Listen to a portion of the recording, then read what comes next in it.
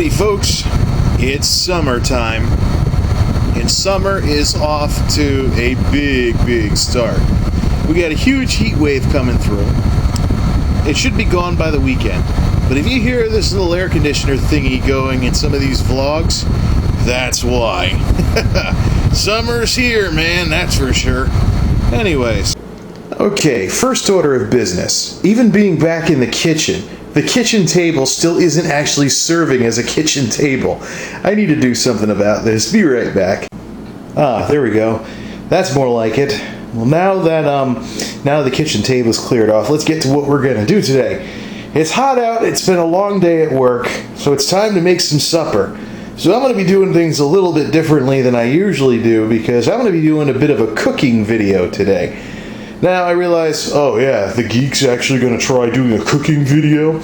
Well, if B Bishop PCM can do a video where he uses an antique waffle maker to make waffles, I figure this isn't going to be all that outlandish compared to some of the other cooking videos that geeks have done on YouTube. Now I was talking with some folks in my family on Facebook about this, and I was like, you know what? If I make a YouTube video about this, people are going to be like, dumb bachelor can't cook. So, but I figured, let's see what happens anyways. Palermo's Primo Thin Cheese Lovers Frozen Pizzas. These things were on sale this week at my local supermarket.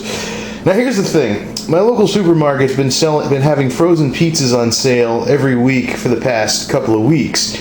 But this week they kind of pulled back on their offer a bit, and they only have cheese pizzas on sale. So I was like, oh, that's a bummer. They only have cheese pizzas? But then I got an idea. What if I were to get some of these cheap cheese pizzas? And this is an ultra thin crust, so it'll be lower in carbs too. What if I were to get one of these cheap cheese pizzas and top it myself with my own toppings at home? Surprisingly, this has worked better than I thought it would. I've already taken one of these things and put pepperoni on it, and tonight I want to try something a little different. Okay, toppings are ready to go. I've got a bunch of tomatoes I have to use up, which I'll be using for this pizza, and I cooked 2 burgers and chopped them up afterwards. So I want to try making the tomato hamburger type pizza, and the pizza tray is ready to go. Sadly, the even steel wool won't take off some of that burned on stuff before. Gee, can you tell that the pizzas I cook in this thing aren't as big as the pizza tray? Alright, there's our frozen pizza. Stop laughing. It's basically a pizza crust with some shredded cheese thrown over the top. So let's start throwing some of this stuff on here. The tomatoes are rather slippery.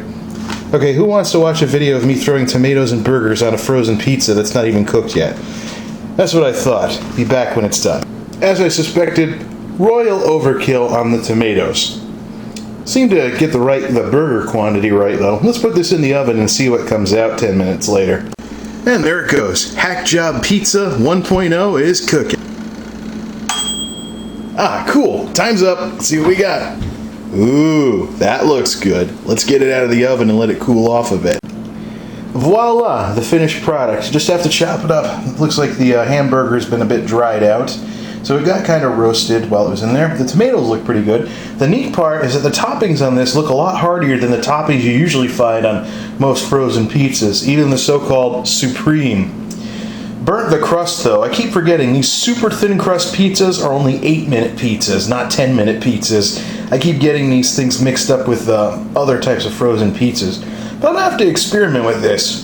Might make for some tasty combinations, especially if I can get some basil, some oregano, start throwing in some Italian spices. I mean, I'm interested in what kind of flavor I can squeeze out of a usual cardboard-tasting cheese pizza, frozen cheese pizza.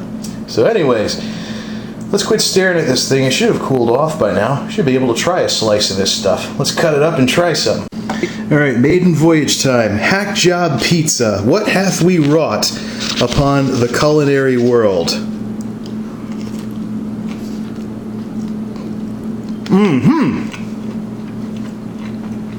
Not bad. Let's try a part with it. Let's try the tomato. Nice. I'm gonna have to experiment with this type of stuff a little more. Anyways, looks like the Hackjob Pizza is a bit of a success, although some people I know are going to be like, Jay, get serious now. Why don't you just make your own dough and make a fresh pizza instead of trying to improve a frozen pizza? I might have to give that a shot. Till next time, this is MultimediaJay signing off. Thanks for stopping by.